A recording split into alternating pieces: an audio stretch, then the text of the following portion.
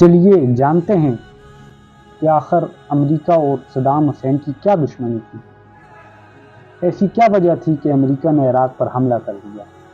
امریکہ اور Saddam Hussein کی دشمنی کا آغاز دراصل 1990 کی دہائی میں عراق کے کویت پر حملے سے ہوا، لیکن اس کی بنیادیں 1980 کی دہائی کے آخر میں بننا شروع ہو چکی تھیں۔ 1980 کی دہائی میں ایران اور عراق کی جنگ کے دوران امریکہ نے عراق کے بلا واسطہ حمایت کی تھی، کیونکہ اس وقت امریکہ ایران کو اپنا سب سے بڑا دشمن سمجھتا تھا، خاص طور پر اسلامی انقلاب کے بعد۔ اس وقت تک امریکہ اور عراق کے تعلقات میں کوئی خاص کشیدگی نہیں تھی، بلکہ انہیں عملی تعاون کہا جا سکتا ہے۔ کویت پر حملہ اور دشمنی کا آغاز۔ اگست 1990 میں عراق نے اپنے چھوٹے مگر تیل کی دولت سے مالا مال ہمسایہ ملک کویت پر حملہ کیا اور اسے اپنا حصہ بنانے کی کوشش کی۔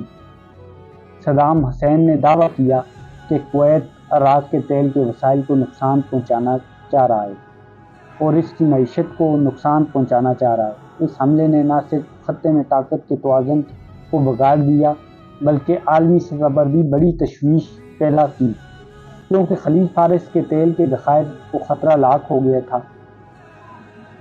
کویت پر عراق کے قبضے نے امریکہ کے مفادات کو براہ راست خطرے میں ڈال دیا تھا، جس کی وجہ سے امریکہ یہ خطرہ محسوس کر رہا تھا کہ امریکی مفادات پہ حملہ محسوس کر رہا تھا، کیونکہ خلیج فارس میں تیل کی فراہمی عالمی معیشت کے لیے انتہائی اہم تھی۔ اس موقع پر امریکہ اور اس کے مغربی اتحادیوں نے عراق کے خلاف سخت موقف اختیار کیا اور صدام حسین کو کویت سے پیچھے ہٹنے کا حکم دیا، لیکن صدام حسین نے انکار کر دیا۔ خلیج کی جنگ اور گلف وار اور دشمنی کی پختگی۔ کویت پر حملے کے بعد امریکہ نے 1991 میں اقوام متحدہ کی منظوری کے ساتھ عراق کے خلاف ایک فوجی اتحاد تشکیل دیا، جسے آپریشن ڈیزرٹ اسٹارم کہا جاتا ہے۔ اس آپریشن کا مقصد عراق کو کویت سے نکالنا اور خطے میں استحکام بحال کرنا تھا۔ اس فوجی کارروائی کے نتیجے میں عراقی افواج کو شکست ہوئی اور انہیں کویت سے پیچھے ہٹنا پڑا۔ اس جنگ کے بعد امریکہ اور عراق کے درمیان تعلقات انتہائی کشیدہ ہو گئے۔ اقتصادی پابندیاں اور مزید دشمنی۔ خلیج جنگ کے بعد امریکہ نے عراق پر سخت اقتصادی پابندیاں عائد کیں، جس سے عراق کی معیشت کو زبردست نقصان پہنچا۔ ان پابندیوں کا مقصد عراق کو ہتھیاروں کی تیاری سے روکنا اور صدام حسین کی طاقت کو کمزور کرنا تھا۔ اس کے باوجود صدام حسین نے اقتدار میں رہتے ہوئے امریکہ کے خلاف سخت بیان بازی جاری رکھی اور امریکہ کو عراق کے مسائل کا ذمہ دار ٹھہرایا۔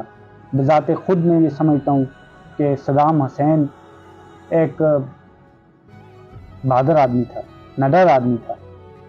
چاہے اس کے سامنے میں امریکہ ہو یا پوری دنیا کھڑی ہو جاتی، میں خود یہ سمجھتا ہوں بذات خود میرا جو موقف ہے اس بارے میں جو سوچتا ہوں صدام حسین کے بارے میں، اور میں یہ سمجھتا ہوں کہ وہ بالکل نڈر اور بے خوف آدمی تھا۔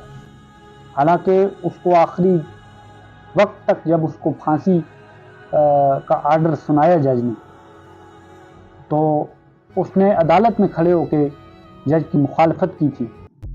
تو میں جانتا ہوں صدام حسین ڈرنے والا بندہ ہی نہیں تھا وہ۔ میری آپ کی سوچ اس سے مختلف ہو سکتی